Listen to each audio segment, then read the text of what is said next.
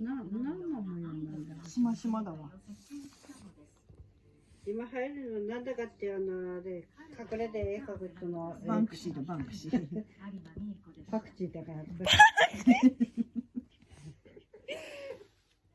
それ、ねねね来る。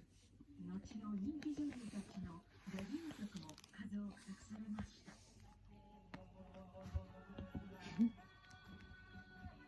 かわいそうだね、あんた。